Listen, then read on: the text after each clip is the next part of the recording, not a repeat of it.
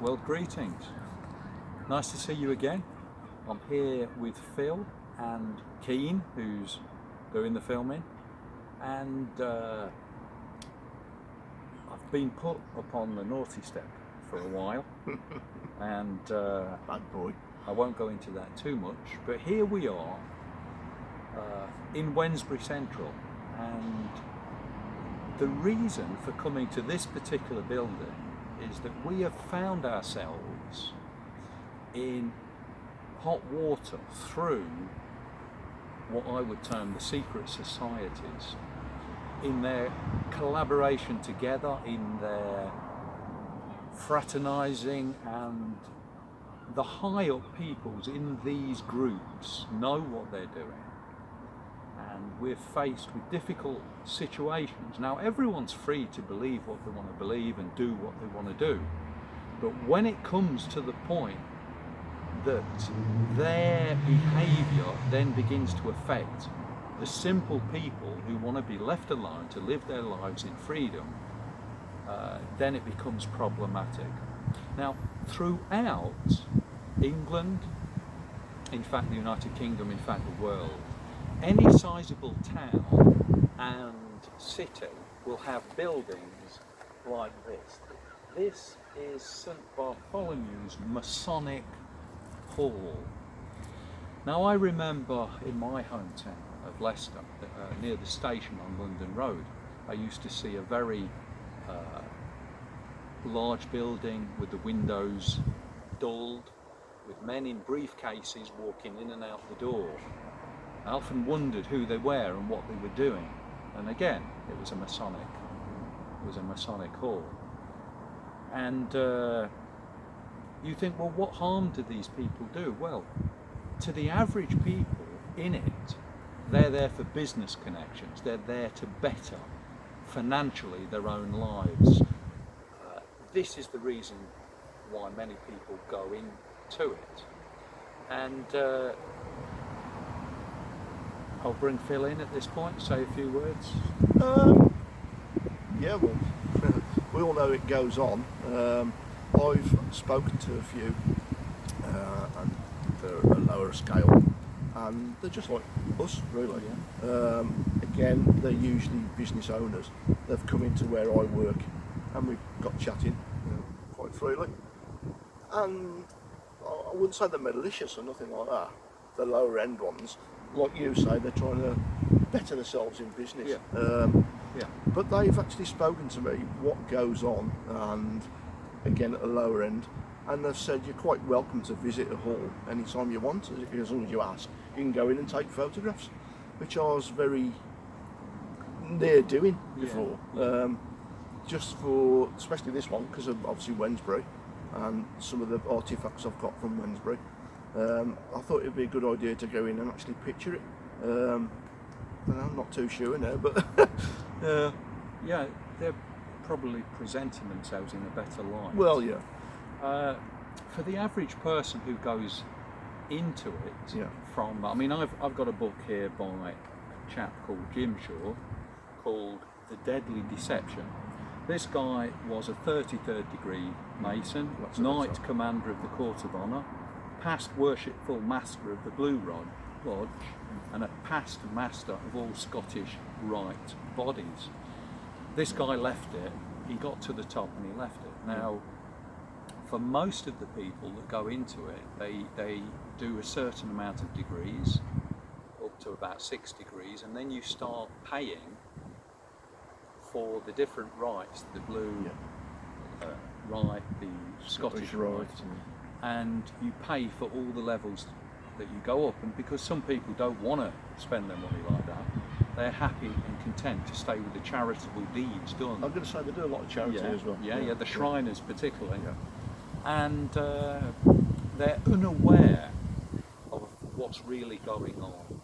In fact, when they first join, they are taken from light into darkness and blindfolded, and they walk around the black and white checkers. Yeah, because that's duality. With the they go around with the worshipful master. Yeah. So they're taken from light into darkness, and they are willfully misled for the first few degrees. Yep.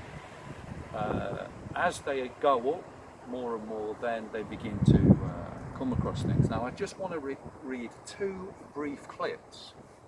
This has a subheading called Wine in a Human Skull.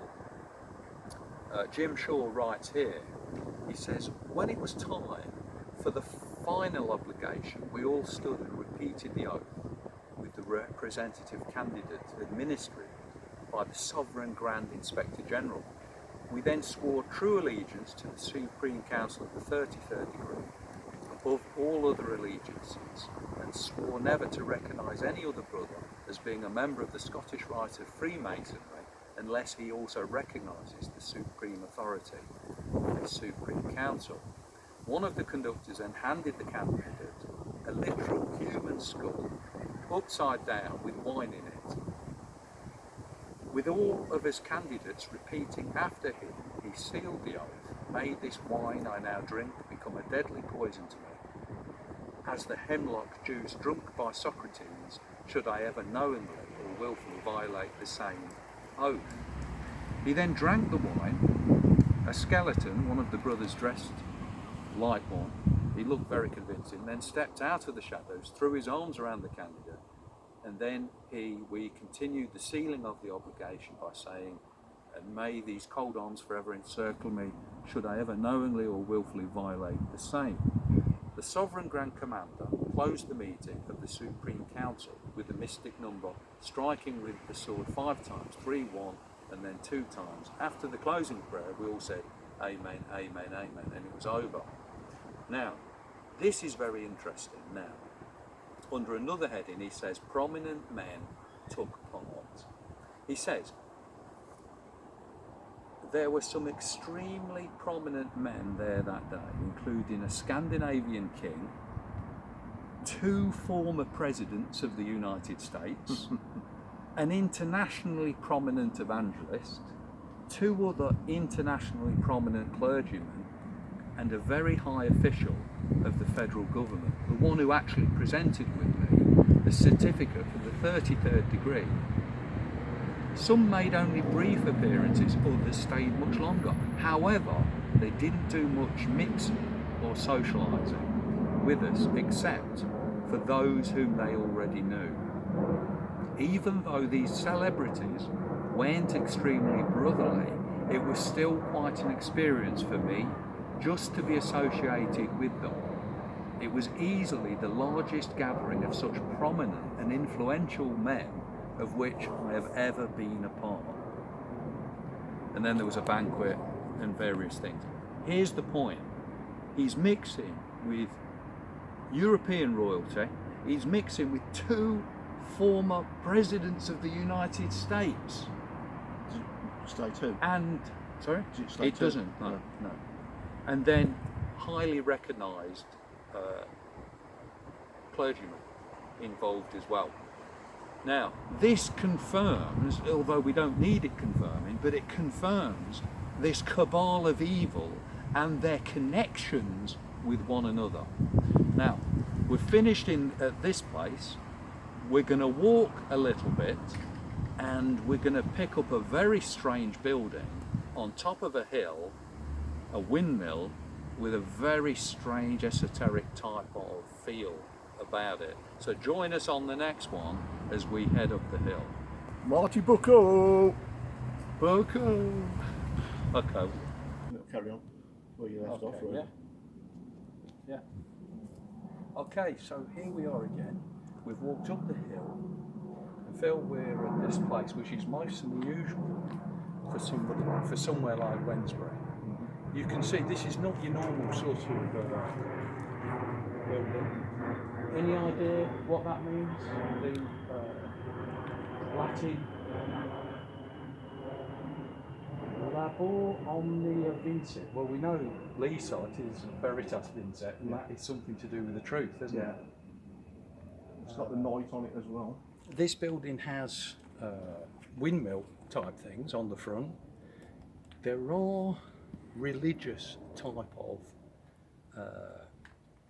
engravings as you look down the sides of it. It's called the Roundhouse and the Lodge. Well, there you go, the lodge straight away. The Lodge. I mean, we could be totally wrong on this. It's Yeah. pure guesswork. Yeah. I would tend to feel this could be either somebody's personal property who is involved in some sort of secret society. With something like that on the front, you'd have to imagine there are meetings taking place. Oh yeah. And so my initial thoughts are Rosicrucians comes to mind, an esoteric type of order of imparting secret knowledge. What are your thoughts, Phil? I'm not too sure. History-wise, when we went through books I've got and some of the little artifacts I've got, I know that there was a reservoir here originally, which is a bit odd, a reservoir on top of a hill.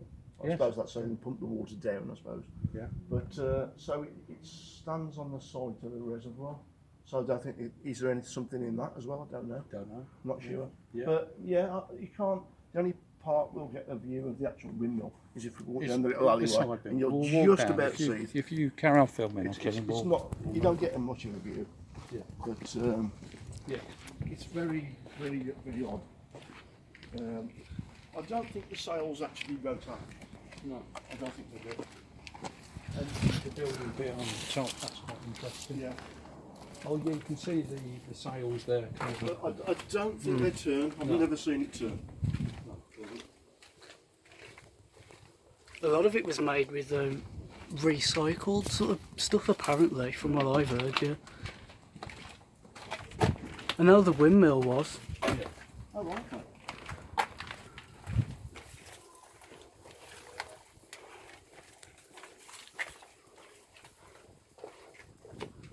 Okay, so that's just about most of it. There's nothing else to see looking back, is there? Or is there? Not really. You'll just get a view of it here. Yeah, okay. And I'll get a view of you Yeah. as well. Yeah, yeah, that's fine.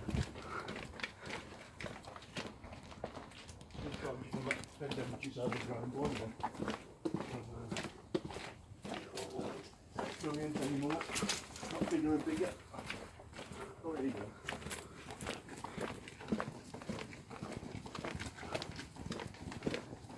So you can just see the dome on top of it and the front structure just about.